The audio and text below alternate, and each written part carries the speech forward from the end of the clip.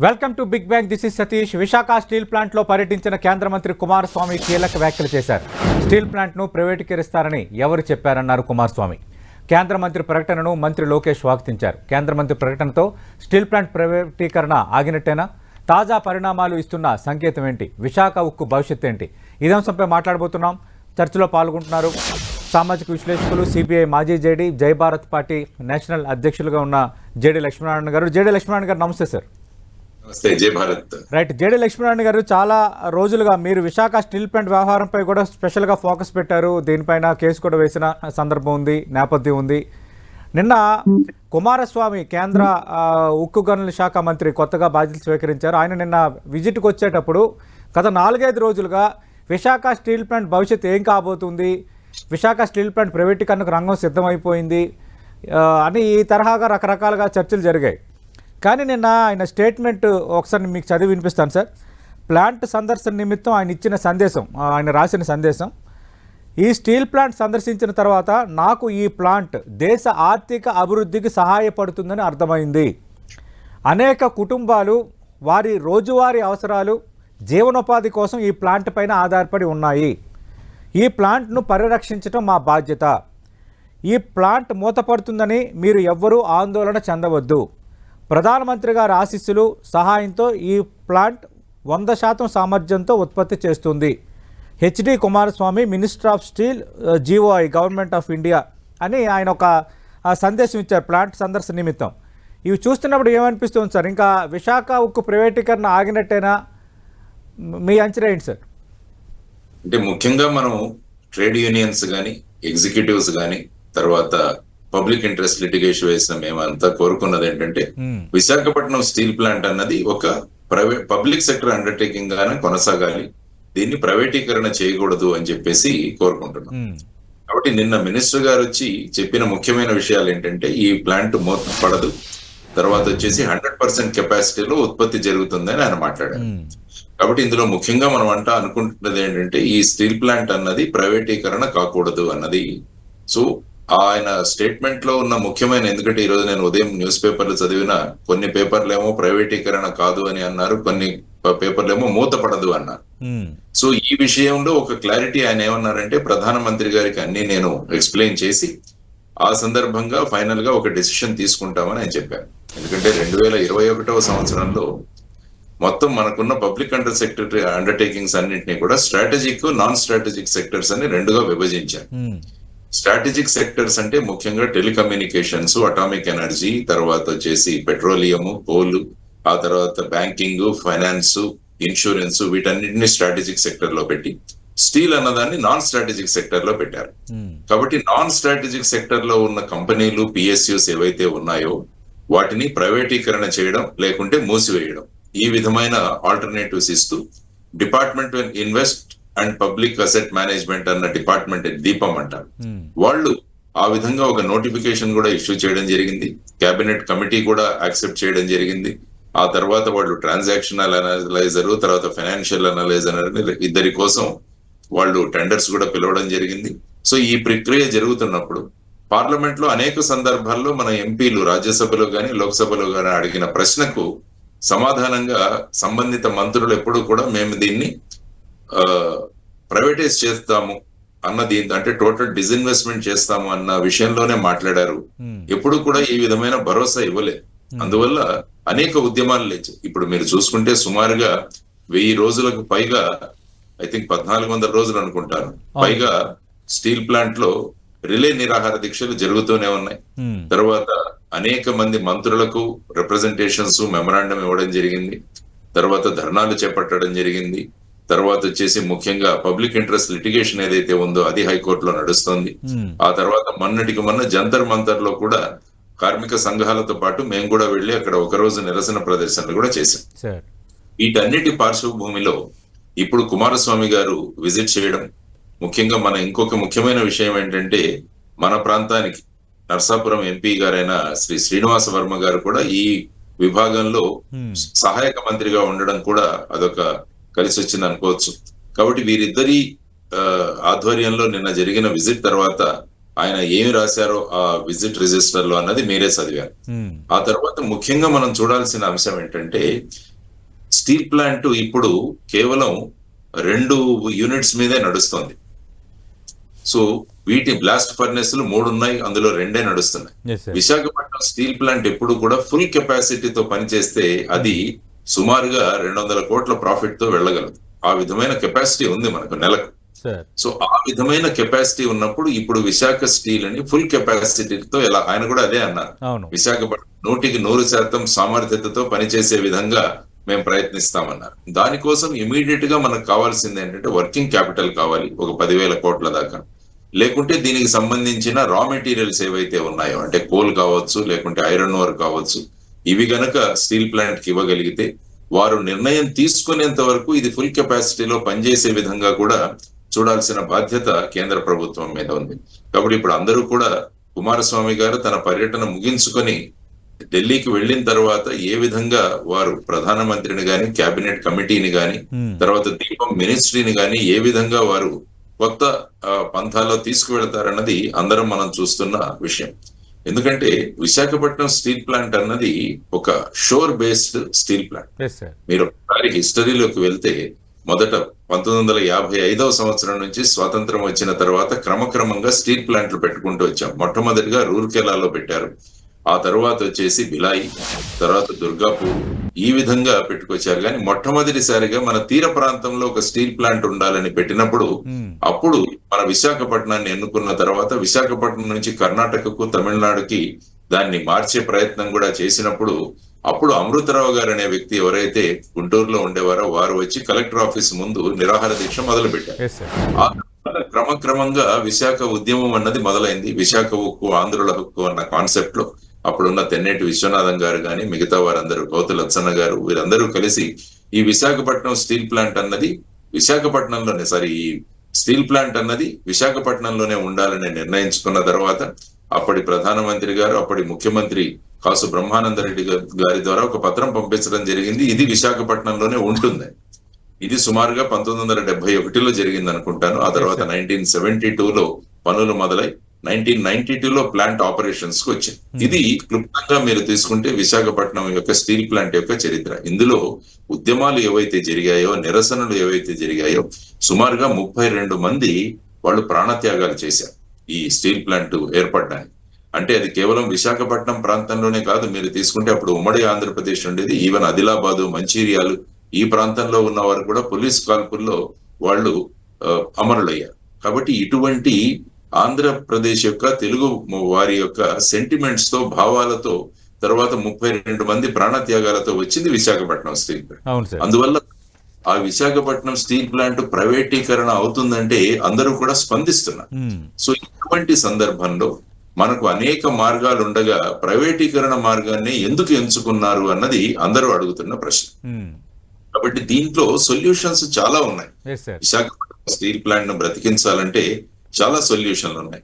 అందులో ఇప్పుడు చూస్తే కార్మిక సంఘాలు గాని, తర్వాత ఎగ్జిక్యూటివ్ కమిటీ గాని, వారందరూ ఏమంటున్నారంటే steel authority of India limited, SAIL అనేది ఏదైతే ఉందో దానిలో విశాఖపట్నం స్టీల్ ప్లాంట్, అంటే దీన్ని రాష్ట్రీయ ఇస్పాత్ నిగమ్ లిమిటెడ్ అంటాం, RINL, దీన్ని గనుక మీరు కలిపేస్తే, మర్జ్ చేస్తే ఏమవుతుందంటే ఇది ఒక పెద్ద స్టీల్ కంగ్లోమరేట్ గా తయారవుతుంది, అంటే ఒక స్టీల్ పెద్ద సంస్థ. ఇప్పుడు ఏంటంటే సెయిల్ దగ్గర వాళ్ళకు కావాల్సిన గనులు ఉన్నాయి కాబట్టి ఆ గనులలో ఉత్పత్తి అయ్యే ఐరన్ ఓర్ ఏదైతే ఉందో అది ఇక్కడికి ఇవ్వచ్చు. ఇప్పుడు ముఖ్యమైన సమస్య విశాఖపట్నం స్టీల్ ప్లాంట్ కి ఏంటంటే సొంత గనులు లేకపోవడం. మిగతా స్టీల్ ప్లాంట్ అన్నిటి కూడా సొంత గనులు ఉన్నాయి కాబట్టి వాళ్ళు ప్రొడ్యూస్ చేసే స్టీల్, ఉత్పత్తి చేసే ఉక్కు ఏదైతే ఉందో దాని విలువ విశాఖపట్నం స్టీల్ యొక్క విలువ కన్నా తక్కువగా ఉంటుంది. ఎందుకంటే ఇక్కడ మనకు సొంత గనులు లేకపోవడం వల్ల ఈ ఐరన్ ఓర్ ఏదైతే మనం కొనుక్కుంటున్నామో అది సుమారుగా 5,000 రూపాయలు పర్ టన్ను మిగతా వారి కన్నా ఎక్కువగా ఉంటుంది. దాని వల్ల ఏమవుతుందంటే మన స్టీల్ కాస్ట్లీగా ఉంటుంది. సో ఈ పరిస్థితులు చూసుకొని మనకు ఐరన్ ఓర్ మైన్స్ ఏవైతే ఉన్నాయో వాటిని క్యాప్టివ్ మైన్స్ మనకి ఇవ్వమని మొదట్లో కోరాం. ఆ తర్వాత ఫైనల్ గా ఇప్పుడు ఏ పరిస్థితికి, ఏ సందర్భంలో మనం అంతా కూడా ఏకీభవిస్తున్నామంటే స్టీల్ అథారిటీ ఆఫ్ ఇండియాలో ఈ RIN మెర్జ్ చేయండి అన్నది ముఖ్యంగా మనం అడుగుతున్న ప్రశ్న. అంటే జేడి లక్ష్మీనారాయణ గారు ఖచ్చితంగా అది కూడా మనం మాట్లాడదాం, ఆ పాసిబిలిటీ ఉందా లేదనేది. అయితే నిన్న ఆయన ఇచ్చిన సందేశంలో కానీ ఆయన చేసిన వ్యాఖ్యలు చూసేటప్పుడు ఈ ప్లాంట్ను పరిరక్షించడం మా బాధ్యత, ఈ ప్లాంట్ మూతపడుతుందని మీరు ఎవరు కూడా ఆందోళన చెందవద్దు అన్నారు. అంటే ఈ రెండు వ్యాఖ్యలతో ఇంకా విశాఖ ప్రైవేటీకరణ జరగదని ఒక భరోసా మనం పెట్టుకోవచ్చా? ఈ విశాఖ ఉక్కు పోరాట సమితి నాయకులు కలిసినప్పుడు కూడా 1.5 రోజుల్లో ఖచ్చితంగా దీనిపైన క్లారిటీ ఇస్తామని స్వయంగా మంత్రి వాళ్ళతో అన్నారు. ఈ రెండు వ్యాఖ్యలు చూసినప్పుడు మనం ఏం అంచనా వేయచ్చు? అందుకని ముఖ్యంగా ఏంటంటే ఇప్పుడు అనేక స్టీల్ ప్లాంట్ ను ప్రైవేటీకరణ చేసే ప్రయత్నాలు ఉన్నా కూడా బిడ్డర్స్ ఎవరు రావట్లేదు ఈ మధ్యలో.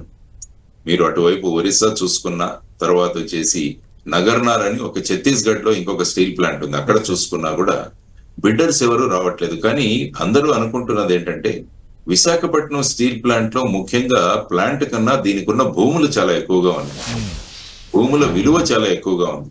కాబట్టి ఇక్కడ గనక ప్రైవేటైజేషన్ బిడ్స్ పిలిస్తే చాలా మంది ఈ భూముల కోసం వస్తారు అన్నది మనం అనుకుంటున్నాం. ఎందుకంటే విశాఖ వాసుల కళ్ళ ముందున్న ఇంకొక ఉదాహరణ ఏంటంటే హిందుస్థాన్ జింక్ లిమిటెడ్.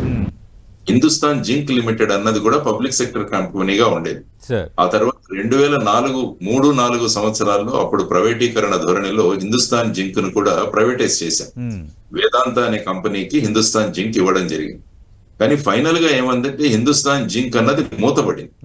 మూతపడిన తర్వాత దాని ఒక రియల్ ఎస్టేట్ లాగా ప్లాట్లు అవి అమ్ముకునే విధంగా తయారైంది. కాబట్టి ఈ చేదు అనుభవంతో విశాఖపట్నం స్టీల్ ప్లాంట్ ను కూడా ప్రైవేటీకరణ చేస్తే ఫైనల్ గా ఆ భూముల గురించి వారు వస్తారు తప్ప విశాఖపట్నం స్టీల్ ప్లాంట్ ను కొనసాగించరు అన్న ఒక ఆందోళన పబ్లిక్ లో ఉంది, తర్వాత స్టీల్ ప్లాంట్ లో ఉంది. కాబట్టి అందరూ కోరుకుంటున్నది ఏంటంటే Visakhapatnam steel plant public sector undertaking గా ఉండాలి.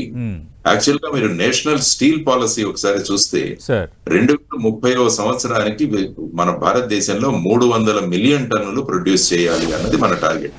ఇప్పుడు సుమారుగా 125 నుంచి 140 మిలియన్ టన్నుల మధ్యలో ఉన్నాం, అంటే పబ్లిక్ సెక్టర్ ప్రైవేటు రెండు కలుపుకొని. కాబట్టి ఈ కెపాసిటీని ఇంకా పెంచాలంటే విశాఖపట్నం స్టీల్ ప్లాంట్ ఇప్పుడు 7.3 మిలియన్ టన్నుల కెపాసిటీ ఉంది. అక్కడ ఉన్న భూమి తర్వాత వచ్చేసి ఆ వినియోగించుకుంటే దాన్ని సుమారుగా మనం 12 ఆ తర్వాత 15 నుంచి 20 వరకు మిలియన్ టన్నుల వరకు కూడా పెంచవచ్చు. కాబట్టి అటువంటి స్కోప్ ఉన్నది. తర్వాత ముఖ్యంగా ఏంటంటే విశాఖపట్నం స్టీల్ ప్లాంట్ ఏర్పాటు చేసేటప్పుడు అనేక మంది రైతులు భూములు ఇచ్చారు. వారందరికీ కూడా 107 చదరపు గజాల భూమి, తర్వాత ఉద్యోగాలు కల్పిస్తామని అప్పుడు అన్నారు, రిహాబిలిటేషన్ ప్యాకేజ్. ఇప్పటికీ సుమారుగా 8,000 మంది వారికి వాళ్ళు ఎవరైతే రైతు కుటుంబాలు ఏవైతే ఉన్నాయో వాటికి ఇంకా ఉద్యోగాలు ఇవ్వాలి. కాబట్టి ఈ ఎక్స్పాన్షన్ గనక మనం వెళ్ళగలిగితే ఇటు ఇన్ని ఉద్యోగాలు మనం సృష్టించవచ్చు అన్నది కూడా ఒక కాన్సెప్ట్. కాబట్టి ఆ విధంగా విశాఖపట్నం స్టీల్ ప్లాంట్ ని ప్రైవేటీకరణ కాకుండా కెపాసిటీ పెంచుతూ తర్వాత వచ్చేసి ఈ విధంగా దాన్ని ముందుకు తీసుకువెళ్లాలని కోరుకుంటున్నాం. కాబట్టి అందరూ అనుకున్నది ఏంటంటే నిన్న గారి విజిట్ తర్వాత ఈ స్టీల్ ప్లాంట్ ప్రైవేటీకరణ ఆగుతుంది అన్నది అందరి విశ్వాసం. 1.5 నెలల్లో వారు ఫైనల్ గా ఏ విధమైన నిర్ణయం తీసుకుంటారో అన్నది చూడాలి. రైట్. అంటే నిన్న రాష్ట్రానికి చెందిన మంత్రి నారా లోకేష్ కూడా ఆయన కూడా ఒక ట్వీట్ చేశారు. విశాఖ ఉక్కును కాపాడిన కేంద్ర మంత్రి కుమారస్వామికి ధన్యవాదాలు. విశాఖ ఉక్కు ప్రైవేటీకరణ ప్రసక్తే లేదంటూ కేంద్ర మంత్రి ప్రకటన చేశారు, అది సంతోషం. ఇప్పటికైనా దీనిపైన వస్తున్న తప్పుడు వార్తలు, నకిలీ కథనాలు నమ్మొద్దు అని ఆయన ఒక కామెంట్ చేశారు. అటు ప్రభుత్వం తరపున నారా లోకేష్ చేసిన స్టేట్మెంట్స్ కానీ, అలాగే నిన్న మీరెవరు భయపడొద్దు ప్రైవేటీకరిస్తారని ఎవరు చెప్పారు మీకు అంటూ కేంద్ర మంత్రి చేసిన వ్యాఖ్యలు కానీ, అంటే ఈ విశాఖ ఉక్కు ప్రైవేటీకరణ జరుగుతుంది, విశాఖ ఉక్కు ప్రైవేటీకరణ అంశం మీరు అన్నట్టుగా గత 5-6 ఏళ్లుగా నలుగుతూనే ఉంది. గత 3-4 ఏళ్లుగా ఒక మేజర్ ఇష్యూగా ఉంది ఆంధ్రప్రదేశ్కి సంబంధించి. ఇక పూర్తిగా రూల్డ్ అవుట్ అయినట్టయినా కేంద్రం ఈ విషయంలో వెనక్కి తగ్గబోతుందని మనందరం ఒక నిర్ణయానికి రావచ్చు అప్పుడే లక్ష్మీనారాయణ గారు? అంటే ఈ ఆశాభావంతో మనం ఉండాలి ఎప్పుడు కూడా, ఎందుకంటే విశాఖపట్నం ప్రైవేటీకరణ కాకూడదని మనం కోరుకుంటున్నాం. సో నిన్న మంత్రి గారు చెప్పిన విషయాలు కానీ, లేకుంటే నారా లోకేష్ గారు చేసిన ట్వీట్ కానీ, ఇవన్నీ కూడా చాలా సాంత్వనంగా ఉంటున్నాయి మనకంటే ఒక ఆహ్లాదం కలుగజేస్తూ ఇక స్టీల్ ప్లాంట్ ప్రైవేటీకరణ అవ్వదు అన్న భరోసా మన అందరిలో కల్పించింది. కాబట్టి ఈ విధంగా ముందుకు అడుగులు ఎలా వేస్తారన్న చూడాలి. ఎందుకంటే 22వ తారీఖు నుంచి మనకు బడ్జెట్ సమావేశాలు ఉన్నాయి. కాబట్టి ఈ బడ్జెట్ సమావేశాల సందర్భంలో ఈ విషయాన్ని గనక ప్రభుత్వం ప్రకటించగలిగితే, ఆరు ప్రశ్నోత్తరాల సందర్భంలో ఈ విషయం గురించి ఒక క్లారిటీ ఒకటి రాగలిగితే ఏమవుతుందంటే ఒక అందరూ కూడా ఊపిరి తీసుకోవచ్చు. ఈ విశాఖపట్నం స్టీల్ ప్లాంట్ గురించి ఇన్ని సంవత్సరాలుగా చేస్తున్న ఆందోళన గాని, తర్వాత ముఖ్యంగా విశాఖపట్నం స్టీల్ ప్లాంట్ ని పబ్లిక్ సెక్టర్ అండర్టేకింగ్ గా ఉంచాలి అన్న దాన్ని కోరుకుంటున్న వారందరికీ కూడా ఈ విధంగా, ఎందుకంటే ప్రస్తుతం చూసుకుంటే విశాఖపట్నం స్టీల్ ప్లాంట్ లో వీళ్లకు శాలరీలు ఇవ్వడం కానీ, జీతాలు ఇవ్వడం కానీ, తర్వాత జీతాల భత్యం పెంచడం కానీ, వీటన్నిటిలో కూడా చాలా ఇబ్బందులు ఎదుర్కొంటున్నారు. ఇంకా 3 బ్లాస్ట్ ఫర్నెస్లు ఉన్న దాంట్లో ఇంకా 2 పని చేస్తున్నాయి. కాబట్టి దీని గురించి త్వరగా నిర్ణయం తీసుకోవాలి. ఎందుకంటే ఒక బ్లాస్ట్ ఫర్నెస్ క్లోజ్ అయిపోయిన తర్వాత దాన్ని మళ్ళా అది యాక్టివేషన్ లోకి తీసుకురావాలంటే చాలా నెలలు పడుతుంది. కాబట్టి దీన్ని ముఖ్యంగా ముందుకు తీసుకువెళ్లాల్సిన అవసరం చాలా ఉంది. తర్వాత ముఖ్యంగా అమరావతిలో పెద్ద పెట్టున మనకు అభివృద్ధి కూడా జరుగుతుందని మనం అనుకుంటున్నాం, ఆశిస్తున్నాం కూడా. ఆ విధంగా మనకు సంకేతాలు కూడా వస్తున్నాయి. కాబట్టి అమరావతిలో కూడా చాలా స్టీల్ రిక్వైర్మెంట్ ఉంటుంది. ఆ తర్వాత పోలవరం ప్రాజెక్ట్ లో జరగబోయే ఇంకా మిగిలిన పనులు కూడా దానికోసం కూడా స్టీల్ చాలా అవసరం ఉంటుంది. ఎందుకంటే కేంద్ర ప్రభుత్వం కూడా పెద్ద పెట్టున ఇన్ఫ్రాస్ట్రక్చర్ పెంచాలని అనుకుంటున్నారు. ఈ బడ్జెట్ లో కూడా, గత బడ్జెట్ లో ఏ విధంగా గతిశక్తి ప్రాజెక్టు కింద 10 లక్షల కోట్లు క్యాపిటల్ ఎక్స్పెండిచర్ కేటాయించారో ఈ బడ్జెట్ లో కూడా కేటాయిస్తారు. దానివల్ల ఏంటంటే స్టీల్ రిక్వైర్మెంట్ పెరుగుతుంది. కాబట్టి వీటన్నిటికీ స్టీల్ ప్లాంట్ ఫుల్ కెపాసిటీలో పనిచేయడం అన్నది చాలా అవసరం. కాబట్టి ఇమీడియట్ గా, ఎందుకంటే ఈ మధ్యలో మీరు ఒకసారి గమనిస్తే వర్కింగ్ క్యాపిటల్ కోసం కూడా బిడ్స్ ఇష్యూ చేయడం జరిగింది విశాఖపట్నం స్టీల్ ప్లాంట్ వారు. అంటే మా దగ్గర మాకు రా మెటీరియల్ సప్లై చేయండి, లేకుంటే మాకు వర్కింగ్ క్యాపిటల్ సుమారుగా ఒక 5,000 కోట్ల రూపాయలు వర్కింగ్ క్యాపిటల్ ఇచ్చి మేము ప్రొడ్యూస్ చేసే స్టీల్ అంతా తీసుకోండి అని చెప్పి కూడా ఒక ఎక్స్ప్రెషన్ ఆఫ్ ఇంట్రెస్ట్ ఇష్యూ చేయడం జరిగింది. దానిలో మీరు చూస్తే మొట్టమొదటిగా ఈవెన్ తెలంగాణ ప్రభుత్వం కూడా సింగరేణి కాలరీస్ ద్వారా వారు కూడా స్పందించడం జరిగింది. ఆ విషయంలో ముఖ్యమంత్రి కేసీఆర్ గారిని కలిసి నేను కూడా ఒక మెమరాండం ఇచ్చాను. ఎందుకంటే మీకు హైదరాబాద్ లో ఈ విధమైన రిక్వైర్మెంట్ ఉంది. ఈ హైదరాబాద్ లో జరుగుతున్న దాంట్లో స్టీల్ రిక్వైర్మెంట్ ఉంది. కాబట్టి మీరు అక్కడ సింగరేణి మీరు అక్కడ వర్కింగ్ క్యాపిటల్ కావాల్సిన అమౌంట్ ఇస్తే అక్కడ స్టీల్ వస్తుంది. దానివల్ల స్టీల్ ప్లాంట్ ను కూడా మీరు ముందుకు తీసుకువెళ్ళిన వాళ్ళు అవుతారంటే అప్పుడు సింగరేణి కాలరీస్ నుంచి వారు ఒక టీం ను కూడా పంపించడం జరిగింది. కాబట్టి అనేక ప్రయత్నాలు జరుగుతున్నాయి ఈ స్టీల్ ప్లాంట్ ని ఎలా పరిరక్షించుకోవాలన్నది. కాబట్టి మంత్రి గారు ఇచ్చిన స్టేట్మెంట్ నిన్న ఒక గొప్ప దిలాసా ఇచ్చింది అందరికీ. కాబట్టి ఆ విధంగా చర్యలు కూడా ఉంటాయని మనం అందరం కూడా ఎక్స్పెక్ట్ చేయాలి. అంటే లక్ష్మీనారాయణ గారు ఇక్కడ తెర ముందుకు వస్తున్న కొన్ని అంశాలు, అంటే విశాఖ స్టీల్ ప్లాంట్ను steel authority of India limited సెయిల్లో విలీనం చేయాలి అనేది కొందరు పాయింట్అవుట్ చేస్తోంది. మీరేం చెప్తారు ఈ విషయంలో? అంటే సెయిల్లో విలీనం చేయటం వల్ల విశాఖ స్టీల్ ప్లాంట్కు పూర్వవైపు వస్తుందా, లేదంటే 100% ఉత్పత్తి చేస్తుంది, మీరేం అధైర్యపడద్దని నిన్న మంత్రి వ్యాఖ్యలు చూసేటప్పుడు, మళ్ళీ ఇండివిజువల్గానే ప్లాంట్ డెవలప్ అవ్వడానికి చర్యలు తీసుకోవడం బెటరా? ఈ రెండిట్లో ఏది బెస్ట్? ఏది ఏమైనా కూడా విశాఖపట్నం స్టీల్ ప్లాంట్ అనేది ఫుల్ కెపాసిటీలో పనిచేయాలన్నది రెండు. సెయిల్లో మెర్జ్ చేసినా లేకుంటే ఫుల్ కెపాసిటీలో పని చేయించడానికి వారు ఏదైనా సహాయం అందించినా కూడా ఫైనల్ గా విశాఖపట్నం స్టీల్ ప్లాంట్ ఫుల్ కెపాసిటీలో పని చేయాలి. కాబట్టి సెయిల్లో మెర్జ్ చేస్తే ఏమవుతుందంటే, ఇంతకు ముందు నేను చెప్పినట్టు వాళ్ళ దగ్గర ఉన్న క్యాప్టివ్ మైన్స్ ఏవైతే ఉన్నాయో వాటి నుంచి ఐరన్ ఓర్ మనం తీసుకోవచ్చు. తర్వాత ఏంటంటే బ్యాంకులను ఏ విధంగా అయితే విలీనీకరణ చేశారో 3-4 బ్యాంకులను కలిపి ఒక పెద్ద బ్యాంకుగా తయారు చేశారు. ఆ విధంగా సెయిల్ ని, ఆర్ఐఎన్ఎల్ ని, తర్వాత మేము ముందుకు చెప్పింది ఏంటంటే ఈవెన్ ఎన్ఎండిసి, తర్వాత Kudremukh iron ore corporation limited, company limited, వీటిలన్నింటినీ కలిపి ఒక స్టీల్ జైంట్ గా తయారు చేయాలి అన్నది ఒక కాన్సెప్ట్. అందులో మొదటి భాగంగా సెయిల్ లో మెర్జ్ చేయడం అన్నది ఒక సమాధానం. కానీ ఇప్పుడు ఏం చేయాలంటే ముఖ్యంగా సెయిల్ కూడా ఎక్స్పాన్షన్ లో ఉంది. సెయిల్ దానికోసం వాళ్ళకు సుమారుగా 1,00,000 కోట్ల రూపాయలు వాళ్ళకి కావాల్సి వస్తుంది స్టీల్ ఎక్స్పాన్షన్ కోసం. కాబట్టి ఈ 1,00,000 కోట్లు కూడా వాళ్ళు రేజ్ చేయాలి. ఈ సందర్భంగా మరి ఆర్ఐఎన్ఎల్ ను వాళ్ళు గనక తీసుకుంటే దీనికి సుమారుగా ఇప్పుడు ఐ థింక్ 26,000 కోట్ల రూపాయలు దీంట్లో ఉన్నది నెగటివ్. కాబట్టి దీన్ని తీసుకుంటారా, సమావిష్టం చేస్తారా అన్నది ఒక ప్రశ్న. లేకుంటే మీరు అన్నట్టు ఆర్ఐఎన్ఎల్ ని ఇండిపెండెంట్ యూనిట్ గా ఇప్పుడు ఎలా పనిచేస్తుందో ఆ విధంగా పనిచేస్తూ దానికి కావలసిన తాత్కాలికంగా నిధులు వర్కింగ్ క్యాపిటల్ కోసం, ఆ తర్వాత మైన్స్ ఇవి ఇవ్వగలడం ఇంకొక రెండో ఆల్టర్నేటివ్. తర్వాత మూడవ ఆల్టర్నేటివ్ ఏంటంటే, ఇప్పుడు విశాఖపట్నం భూములు మీరు చూసుకుంటే సుమారుగా 21,000 ఎకరాలు, అందులో ప్లాంట్ అవన్నీ తీసేస్తే సుమారుగా 16,000 ఎకరాలు ఇంకా ఉంది. ఇప్పుడు మీరు విశాఖపట్నం బ్యాలెన్స్ షీట్ చూసుకుంటే అందులో విశాఖపట్నం భూముల విలువ ఏదైతే ఉందో దాని విలువ కేవలం 82 కోట్లు మాత్రమే చూపించడం జరిగింది. యాక్చువల్ గా దాని విలువ చూసుకుంటే సుమారుగా 70,000 నుంచి 1,00,000 కోట్ల రూపాయల దాకా ఉంది ఇప్పుడు మార్కెట్ వాల్యూ మీరు చూసుకుంటే. Okay sir. మేము కోరుకుంటున్నది ఏంటంటే ప్రస్తుతం ఉన్న భూములు ప్రెసిడెంట్ ఆఫ్ ఇండియా పేరులో ఉన్నాయి. Okay sir. దాన్ని గనక మీరు విశాఖపట్నం స్టీల్ ప్లాంట్ కు బదిలీ చేస్తే అప్పుడు ఏమవుతుందంటే అసెట్ వాల్యూ పెరుగుతుంది. అసెట్ వాల్యూ పెరగడం వల్ల మీరు దీన్ని బ్యాంకులో గనక ఇంత అసెట్ వాల్యూ చూపించగలిగితే మీకు బ్యాంకు నుంచి వర్కింగ్ క్యాపిటల్ వస్తుంది. కాబట్టి ఇమీడియట్ గా ఈ 10,000 కోట్లు ఏదైతే అడుగుతున్నామో దాన్ని ఇమీడియట్ గా మీట్ అవ్వడానికి ఇదొక ఆల్టర్నేటివ్. ఆ తర్వాత పర్మనెంట్ సొల్యూషన్ కూడా చూపించాలి. అంటే మీరు సెయిల్ లో మెర్జ్ చేయడమో లేకుంటే స్వతంత్ర గనులు ఏవైతే ఉన్నాయో వాటిని కేటాయించడము, ఇది చేస్తే ఫుల్ కెపాసిటీలో పనిచేసి ఈవెన్ ఎక్స్పాన్షన్ దిశగా కూడా మనం వెళ్ళవచ్చు. సో ఆ విధంగా ఆలోచన చేయాలన్నది అందరూ కోరుకుంటున్న అంశం. రైట్. జేడి లక్ష్మీనారాయణ గారు, మొన్నటి ఎన్నికల తర్వాత ఈ క్వశ్చన్స్ మనకు తెలుసు. అటు కేంద్రంలో జేడీయూ తెలుగుదేశం పార్టీ చాలా కీలకంగా ఉన్న నేపథ్యం, అటు కేంద్రంలో ఇటు రాష్ట్రంలో ఎన్డీఏ ప్రభుత్వాలే ఉన్నాయి. ఆ వాతావరణం నేపథ్యంలో నిన్న కేంద్ర మంత్రి చేసిన వ్యాఖ్య, దాని వెంటనే నారా లోకేష్ స్వాగతించడం, మీరు ఇందాక అన్నారు ఖచ్చితంగా ఒక భరోసా కల్పించినట్టు అయిందని.